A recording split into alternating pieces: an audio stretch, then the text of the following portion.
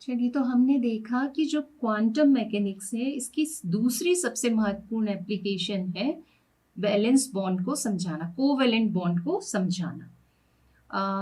तो covalent bond को समझाने के लिए दो प्रकार के सिद्धांतों को हमने देखा, एक तो वैलेंस बॉन्ड थ्योरी और दूसरी मॉलिक्यूलर ऑर्बिटल थ्योरी।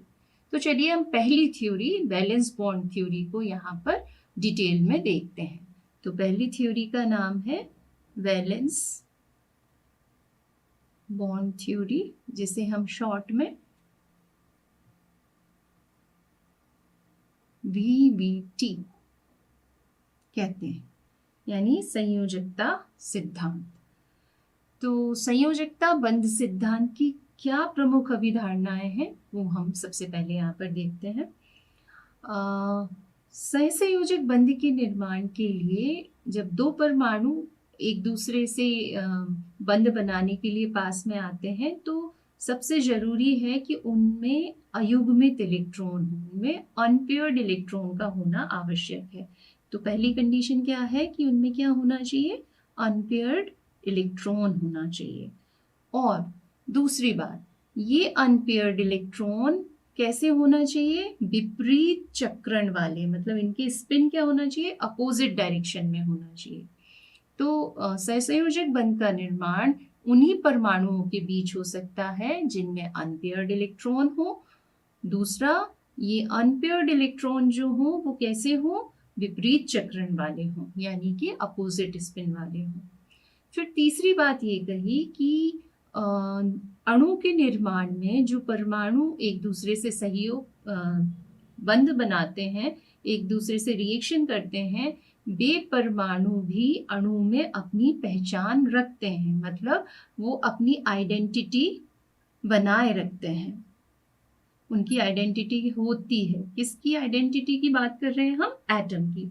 हाँ, ऐसा जरूर होता है कि जब बॉन्ड बनाने में जो इलेक्ट्रॉन भाग लेते हैं तो जो सांझे का इलेक्ट्रॉन है वो दोनों एटम के न्यूक्लियस के प्रभाव में अपना समय व्यतीत करता है। फिर चौथे नंबर पर यदि हम देखें तो इसकी प्रमुख अभिधारणा में से एक अभिधारणा ये थी कि जो ऐसे ऑर्बिटल जिनमें अनपेयर्ड इलेक्ट्रॉन हैं, जिन्हें हम हाफ फिल्ड ऑर्बिटल कहते हैं, केवल वे ही ऑर्बिटल मिलकर नया आणविक ऑर्बिटल बनाते हैं, नए ऑर्बिटल बनाते हैं जो कि आपके मॉलिक्यूल को स्टेबिलिटी देता है। मतलब सारे ऑर्बिटल मिक्स नहीं होते, मतलब एटम के अंदर कई सारे ऑर्बिटल होते हैं पर सिर्फ उसके वैलेंस शेल वाले ऑर्बिटल ही आपस में साझेदारी के लिए आते हैं। तो वो ऑर्बिटल जिनमें अनपेयर्ड इलेक्ट्रॉन हैं, सिर्फ उन्हीं के बीच मिक्सिंग होती है ना, उन्हीं के बीच अतिव्यापन होता है। और ये मिक्सिंग क्यों होती है, मिक्सिंग के लिए जरूरी है कि इन ऑर्बिटल के बीच क्या हो, ओवरलैपिंग हो। ओवरलैपिंग को हिंदी में कहा जाता है अतिव्यापन हो। तो ऐसे ऑर्बिटल जिनमें अनपेयर्ड इलेक्ट्रॉन होते हैं वो ही ऑर्बिटल ओवरलैपिंग करते हैं, जबकि उसके अंदर वाले सारे ऑर्बिटल इनमें इंटरमिक्सिंग नहीं होती। ठीक है। और फिर इसके बाद कहा गया कि इस सिद्धांत में जो वेव फंक्शन होता है वो इस तरीके का प्रयोग में लाया जाता है जो कि दोनों परमाणुओं के बीच बंध बनाने वाले इलेक्ट्रॉन युग्म को दोनों परमाणुओं पर दिखा सके। यानी इस प्रकार जो संयोग करने वाले परमाणु हैं उनके केवल उन्हीं इलेक्ट्रॉन वेव्स के बीच इंटरेक्शन होता है जो कि हाफ फिल्ड ऑर्बिटल से संबंधित है। मतलब इस इलेक्ट्रॉन की वेव फंक्शन और इस इलेक्ट्रॉन की वेव फंक्शन के बीच इंटरेक्शन होगा। बाकी सारे जितने भी इलेक्ट्रॉन हैं जो अंदर स्थित हैं, जो बॉन्ड बनाने में पार्टिसिपेट नहीं कर रहे हैं, उन ऑर्बिटल की इलेक्ट्रॉन तरंगे अप्रभावित रहेंगी, वो अपनी आइडेंटिटी बनाए रखती हैं। तो किन इलेक्ट्रॉन्स की वेव फंक्शन के बीच इंटरेक्शन होगा, जो कि बॉन्ड बनाने में पार्टिसिपेट कर रहे हैं। एक बार फिर से हम देखते हैं कि बैलेंस बॉन्ड थ्योरी क्या कहती है। बैलेंस बॉन्ड थ्योरी ये कहती है कि सहसंयोजक बंध के निर्माण में जो परमाणु आपस में भाग ले रहे हैं उनमें अनपेयर्ड इलेक्ट्रॉन का होना आवश्यक है। फिर ये जो अनपेयर्ड इलेक्ट्रॉन है उनके चक्रण यानी उनकी स्पिन कैसा होना चाहिए, अपोजिट डायरेक्शन में होना चाहिए। फिर उन्होंने कहा कि ये जो बॉन्ड बनता है उसमें जो एटम भाग ले रहे हैं वो अपनी आइडेंटिटी बनाए रखते हैं, सिर्फ जो इलेक्ट्रॉन भाग ले रहे हैं वो दोनों न्यूक्लियस के प्रभाव में रहते हैं। फिर उन्होंने कहा कि ये जो ऑर्बिटल हैं जिनमें हमारे अनपेयर्ड इलेक्ट्रॉन रहते हैं उन्हें हाफ फिल्ड ऑर्बिटल कहते हैं, और ये हाफ फिल्ड ऑर्बिटल ही आपस में मिलकर नए ऑर्बिटल बनाते हैं जो कि मॉलिक्यूल को स्टेबिलिटी देता है। फिर इन ऑर्बिटल्स में कैसे मिक्सिंग होती है, तो उन्होंने कहा कि मिक्सिंग ओवरलैपिंग के थ्रू होती है, यानी क्या होना चाहिए, ऑर्बिटलों के बीच अतिव्यापन होना चाहिए। और कहा कि केवल उन्हीं इलेक्ट्रॉन्स की वेव आपस में इंटरेक्ट करती हैं जो कि बॉन्ड बनाने में पार्टिसिपेट कर रहे हैं, बाकी अन्य ऑर्बिटलों की इलेक्ट्रॉन तरंगें अप्रभावित रहती हैं। तो चलिए इस बैलेंस बॉन्ड थ्योरी के आधार पर हम हाइड्रोजन अणु के बनने को यहाँ पर समझते हैं। हम मानते हैं कि हमारे पास 2 हाइड्रोजन एटम हैं जिनमें से एक को यदि हम नाम देते हैं A, तो इसे हमने कहा HA और दूसरा है HB। अब HA में एक इलेक्ट्रॉन होगा, है ना, हाइड्रोजन में एक इलेक्ट्रॉन होता है, तो हम इसके इलेक्ट्रॉन को 1 से शो कर रहे हैं, और B के इलेक्ट्रॉन को, इसमें एक ही इलेक्ट्रॉन है मगर B के इलेक्ट्रॉन को हम 2 से शो कर रहे हैं। अब माना कि इनके इलेक्ट्रॉन की जो वेव फंक्शन है वो HA के लिए psi A 1 है और HB के इलेक्ट्रॉन के लिए psi B 2 है। ठीक है, तो इस तरीके से जब ये हाइड्रोजन मॉलिक्यूल बनेगा तो उस कंडीशन में हमारा जो वेव फंक्शन होगा वो इन दोनों का कंबाइंड फंक्शन होगा। तो उसे किस तरीके से प्रेजेंट किया बैलेंस बॉन्ड थ्योरी में, psi A1 और psi B2 के फॉर्म में। ठीक है, तो अब जब हाइड्रोजन मॉलिक्यूल का बनना होगा तो ये क्या होगा, ये एटम एक दूसरे के पास आएंगे। तो शुरुआत में हम समझते हैं कि ये एक दूसरे से बहुत दूर स्थित हैं। कितने दूर स्थित हैं, हमने माना कि अनंत दूरी पर है। तो अनंत दूरी पर, इन्फिनाइट डिस्टेंस पर होने के कारण इनके एटम आपस में इंटरेक्ट नहीं करेंगे। जो एटम होता है, हम जानते हैं कि किसी भी एटम में, यहाँ यदि हम एटम को देखें तो उसमें एक न्यूक्लियस होता है और न्यूक्लियस के चारों ओर इलेक्ट्रॉन क्लाउड होता है जो चक्कर लगाता है। ठीक है, तो यदि ये एक HA है और ये HB है, तो जब ये इन्फिनाइट डिस्टेंस पर है तो इनके बीच किसी भी तरीके का कोई इंटरेक्शन नहीं है। इंटरेक्शन क्या क्या इंटरेक्शन होंगे, यदि इंटरेक्शन होगा तो इसका न्यूक्लियस इसके इलेक्ट्रॉन को अट्रैक्ट करेगा, यहाँ अट्रैक्शन होगा, इसका न्यूक्लियस इसके इलेक्ट्रॉन को अट्रैक्ट करेगा तो यहाँ भी अट्रैक्शन होगा। इन दोनों न्यूक्लियस के बीच रिपल्शन होगा, प्रतिकर्षण होगा, साथ में इन दोनों इलेक्ट्रॉन के बीच भी रिपल्शन होगा। तो इस तरीके से ये इनके इंटरेक्शन करने की तरीके हैं। तो जब ये अनंत दूरी पर स्थित हैं तो चूंकि एक दूसरे के पास पास है ही नहीं तो इनमें कोई इंटरेक्शन होगा ही नहीं, यानी कि ना तो न्यूक्लियस न्यूक्लियस के बीच कोई रिपल्शन होगा, ना ही इलेक्ट्रॉन इलेक्ट्रॉन के बीच रिपल्शन होगा, ना ही इलेक्ट्रॉन और न्यूक्लियस के बीच अट्रैक्शन होगा। तो जब कोई इंटरेक्शन हो ही नहीं रहा है तो हम ये मानेंगे कि उनकी स्थितिज ऊर्जा, पोटेंशियल एनर्जी क्या होगी, 0 होगी। चूंकि जो पोटेंशियल एनर्जी है वो डिपेंड करती है एटम के न्यूक्लियस के बीच के डिस्टेंस पर। तो जैसे जैसे एटम्स बॉन्ड बनाने के लिए एक दूसरे के पास आएंगे उनमें इंटरेक्शन होना प्रारंभ हो जाएगा, और इंटरेक्शन होगा तो उसकी पोटेंशियल एनर्जी में चेंज आने लगेगा। इसलिए यहाँ आपको जो चित्र दिख रहा है उसमें यदि हम देखें तो आपको क्या दिख रहा है कि पोटेंशियल एनर्जी की वैल्यू धीमे धीमे धीमे क्या होने लगी, कम होने लगी, है ना।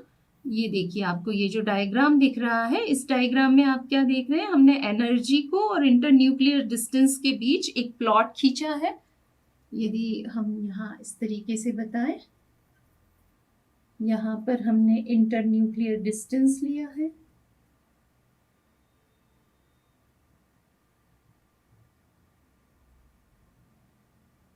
और यहाँ हमने एनर्जी ली है।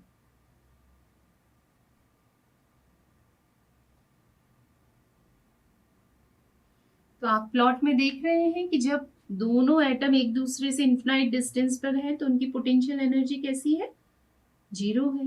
पर जब वो एक दूसरे के पास आते हैं, इंटरन्यूक्लियर डिस्टेंस कम होता है तो उनकी पोटेंशियल एनर्जी क्या होती जा रही है, कम होती जा रही है, कम होती जा रही है, और एक डिस्टेंस के बाद पोटेंशियल एनर्जी बढ़ती जा रही है। तो यहाँ जो आपको ग्राफ ए दिख रहा है, ये ग्राफ ए बता रहा है कि जब न्यूक्लियस एक दूसरे के पास आते हैं तो उनकी पोटेंशियल एनर्जी में कमी आती है, और पोटेंशियल एनर्जी में कमी आना ये बताता है कि जो बॉन्ड बनेगा वो मॉलिक्यूल को क्या प्रदान करेगा, स्टेबिलिटी, यानी कि हमारा मॉलिक्यूल कैसा हो जाएगा, स्टेबल हो जाएगा। तो ये हम इस ग्राफ में कर्व ए से यहाँ पर प्रदर्शित किया गया है। अब यदि हम ये मानते हैं कि जब हम एटम को एक दूसरे के नज़दीक लाते हैं तो हमारा वेव फंक्शन यही रहता है, इसमें कोई चेंज नहीं होता, तो इस आधार पर जब हम श्रोडिंगर इक्वेशन से पोटेंशियल एनर्जी का परिकलन करते हैं, उसको कैलकुलेट करते हैं, तो हम पाते हैं कि पोटेंशियल एनर्जी कम तो हो रही है, यानी कि अणु स्थायित्व तो प्राप्त कर रहा है, पर इसकी कैलकुलेटेड वैल्यू और एक्सपेरिमेंटल वैल्यू में बहुत डिफरेंस होता है। यदि ये जो कर्व ए आपको दिख रहा है उसको हम इस इक्वेशन 1 की सहायता से उसकी पोटेंशियल एनर्जी को नापें तो उसकी कैलकुलेटेड वैल्यू कितनी आती है, 25 किलो जूल पर मोल, और एक्सपेरिमेंटल वैल्यू कितनी आती है, तो इसकी एक्सपेरिमेंटल वैल्यू बहुत ज़्यादा आती है, लगभग 458 किलो जूल पर मोल।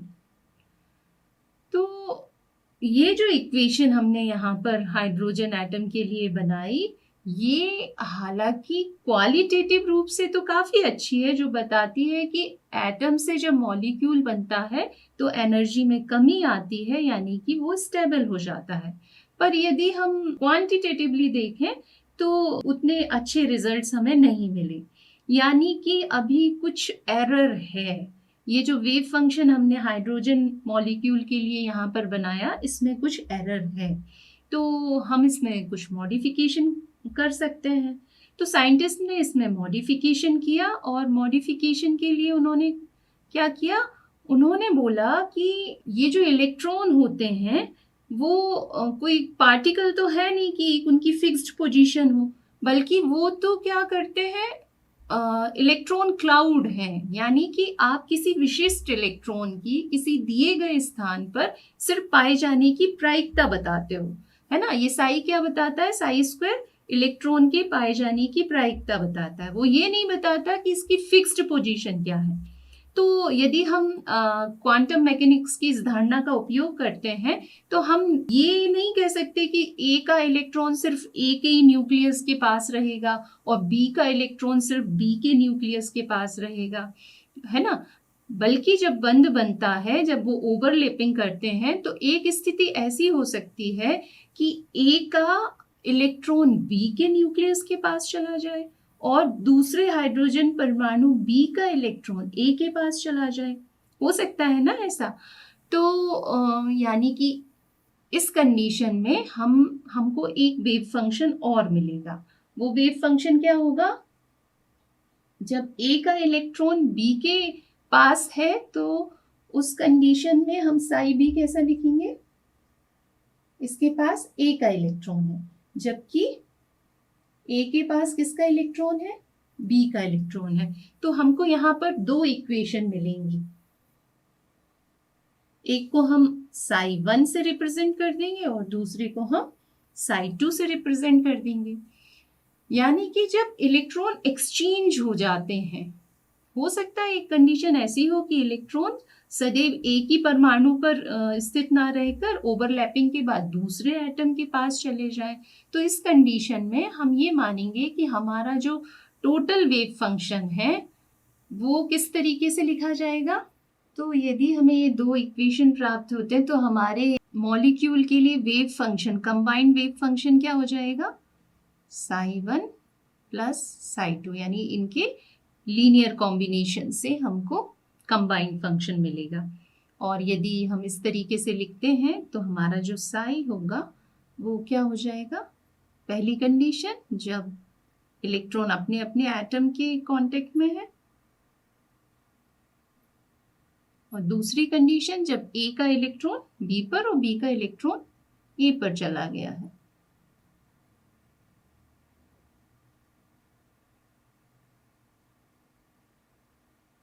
ठीक है, तो अब इस इक्वेशन को यदि हम इक्वेशन 3 नाम देते हैं, तो इस इक्वेशन की सहायता से जब हम विभिन्न इंटरन्यूक्लियर डिस्टेंस पर अपने सिस्टम की ऊर्जा को कैलकुलेट करते हैं तो हमें जो कर्व मिलती है वो कर्व बी प्राप्त होती है। और इस कर्व बी से हमको समझ में आ रहा है कि जैसे जैसे इंटरन्यूक्लियर डिस्टेंस कम हो जाता है तो उस डिस्टेंस पर, जब वो डिस्टेंस उसकी बॉन्ड लेंथ के बराबर होता है, तब उस डिस्टेंस पर तंत्र की जो ऊर्जा है वो न्यूनतम हो जाती है। इस अवस्था को ही हम बॉन्डिंग स्टेट कहते हैं, और यहीं पर हाइड्रोजन हाइड्रोजन के बीच बॉन्ड बन जाता है। और इस इक्वेशन का यूज करने से जब हमने उसकी बॉन्ड एनर्जी को कैलकुलेट किया तो वो बॉन्ड एनर्जी कितनी आई, पहले कितनी आ रही थी 25 किलो जूल पर मोल, और अब पोटेंशियल एनर्जी की वैल्यू कितनी आती है, लगभग 301 किलो जूल पर मोल, जो हमारी एक्सपेरिमेंटल वैल्यू के काफी नजदीक है। मतलब हमारा रिजल्ट जो आया वो लगभग है, तो अभी प्रॉब्लम, पर फिर भी काफी क्लोज है ना। तो इसलिए जो हमारे रिजल्ट आए वो काफी अच्छे, पहले की तुलना में तो काफी अच्छे थे, है ना। यानी कि हमने जो मॉडिफिकेशन किया वो हमारा सही डायरेक्शन में था।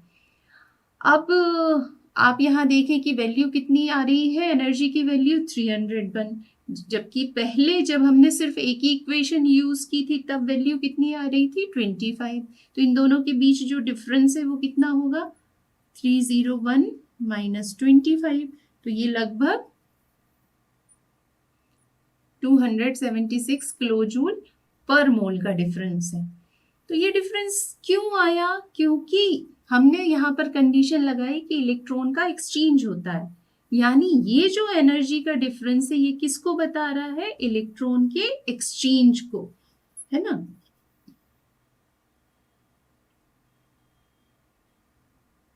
तो ये इलेक्ट्रॉन के एक्सचेंज को बता रहा है, इसलिए इस एनर्जी को हम एक्सचेंज एनर्जी, विनिमय ऊर्जा भी कहते हैं।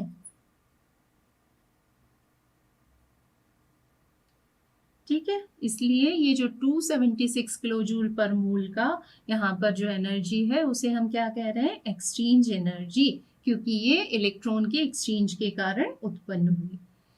तो हालांकि मॉडिफिकेशन काफी सही था, पर फिर भी कहीं ना कहीं 301 और 458 के बीच जो डिफरेंस है काफी ज्यादा है, यानी कि अभी थोड़ा मॉडिफिकेशन और हो सकता है। तो इस मॉडिफिकेशन को करने के लिए साइंटिस्ट ने सोचा कि अभी तो ठीक है, इलेक्ट्रॉन एक एटम से दूसरे एटम पर चले गए, दूसरे एटम का इलेक्ट्रॉन पहले एटम पर आ गया, पर चूंकि ये इलेक्ट्रॉन तो लगातार घूम रहे हैं ना, तो एक कंडीशन ऐसी भी हो सकती है कि दोनों इलेक्ट्रॉन किसी एक एटम पर हो, या एक एटम के दोनों इलेक्ट्रॉन किसी दूसरे एटम पर हो, है ना। तो कुछ ऐसे अवसर भी हो सकते हैं जब दोनों इलेक्ट्रॉन एक साथ एक ही परमाणु के ऑर्बिटल में पाए जाए, तो इसे हम कहते हैं उसकी आयनिक अवस्था। तो हाइड्रोजन एटम की इस आयनिक फॉर्म के लिए तरंग फलन क्या हो जाएगा, तब उसके लिए जो साई होगा वो कैसे हम रिप्रेजेंट करेंगे, वो होगा हम इस, यदि दोनों इलेक्ट्रॉन ए पर आ जाते हैं तो उस कंडीशन में ये होगा साई A1 और साई A2, और हो सकता है दोनों इलेक्ट्रॉन किस पर चले जाएं, बी पर चले जाएं, तब कंडीशन क्या बनेगी,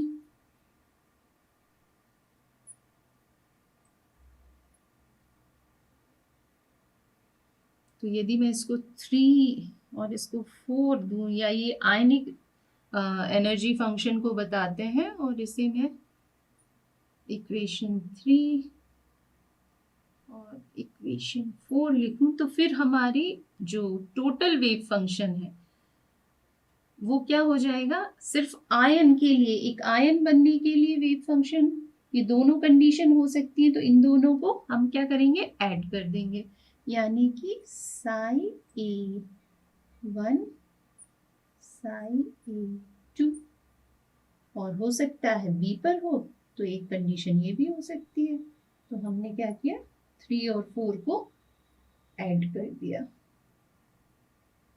तो ये उसकी आयनिक स्टेट को बताता है ना, यह ऐसी अवस्था है जिसमें आयन का भी योगदान है। यानी कि हमें यहाँ पर समझ में आ रहा है कि जो हाइड्रोजन मॉलिक्यूल बन रहा है उसमें दोनों परमाणुओं के बीच जो बॉन्ड का निर्माण हो रहा है वो ना तो प्योर कोवलेंट बॉन्ड है, बल्कि उसमें थोड़ा सा आयनिक बॉन्ड भी निर्माण में भाग ले सकता है। तो अब यदि हम कहें कि कंबाइंड फॉर्म में यदि हम उसका वेव फंक्शन लिखें तो हमारा वेव फंक्शन क्या होगा, साई बराबर, पहला लीनियर कॉम्बिनेशन से जो बना था इसको हम साई एस से रिप्रेजेंट करें तो Sai S plus psi ionic form, एक हमारी शेयरिंग के कारण बन रहा था और एक आयंस के कारण बन रहा है, तो आप इसको कैसे लिख देंगे, साई एस की वैल्यू क्या थी, Sai A1 Sai B2 plus psi A2 Sai B1, और इसमें हम ऐड कर देंगे आयनिक फॉर्म, तो ऐड हो जाएगा, तो Sai A1 Sai A2 plus psi B1 और साई B2, तो ये हमारा कंबाइंड फंक्शन है, कंबाइंड वेव फंक्शन है, जिसके आधार पर यदि हम फिर से सिस्टम की एनर्जी को कैलकुलेट करें तो उस कंडीशन में हमें जो एनर्जी की वैल्यू मिलती है वो 388 किलो जूल पर मोल मिलती है। कितनी मिली, 388 किलो जूल पर मोल, जो 458 किलो जूल पर मोल जो हमारी एक्सपेरिमेंटल वैल्यू थी उसके बहुत ही नजदीक है। इसलिए हाइड्रोजन एटम के बनने के लिए हमने अभी तक जो जो मॉडिफिकेशन किए वो कैसे थे, सही थे। यानी कि हम कह सकते हैं कि जो हाइड्रोजन मॉलिक्यूल है उसके बनने में ना तो सिर्फ सहसंयोजक बंध का योगदान होता है, मतलब शेयरिंग होती है, बल्कि कहीं थोड़ा सा आयंस का भी फॉर्मेशन होता है। यानी कोई भी जो कोवलेंट बॉन्ड है वो प्योरली कोवलेंट नहीं होता, उसमें आयनिक बॉन्ड भी आता है, उसका भी कुछ परसेंटेज होता है। तो हम कह सकते हैं कि हमारे हाइड्रोजन मॉलिक्यूल का जो स्ट्रक्चर है वो इन स्ट्रक्चर के बीच एक रेजोनेंस स्ट्रक्चर है, यानी कि हमने कहा HA और HB, ये हो गया हमारा कोवलेंट बॉन्ड, तो इसके बीच कुछ आयनिक स्ट्रक्चर का भी योगदान है। तो आयनिक स्ट्रक्चर में हम मान लेते हैं कि हमारा इलेक्ट्रॉन जो है ए से निकलकर कहाँ पहुंच गया, बी में, तो ए से इलेक्ट्रॉन हटा तो उस पर पॉजिटिव चार्ज, और बी के पास आया तो बी में नेगेटिव चार्ज। अब एक कंडीशन और हो सकती है, हो सकता है बी का जो इलेक्ट्रॉन है वो ए पर चला जाए, तो उस कंडीशन में ए कैसा हो जाएगा, नेगेटिवली चार्ज, और बी कैसा हो जाएगा, पॉजिटिवली चार्ज। यानी कि इस पूरे रेजोनेंस से, इस रेजोनेंस स्ट्रक्चर से हम हाइड्रोजन मॉलिक्यूल के संरचना को प्रदर्शित कर सकते हैं। तो इस तरीके से बैलेंस बॉन्ड थ्योरी के आधार पर हम कोवलेंट बॉन्ड को बनना समझा पाते हैं।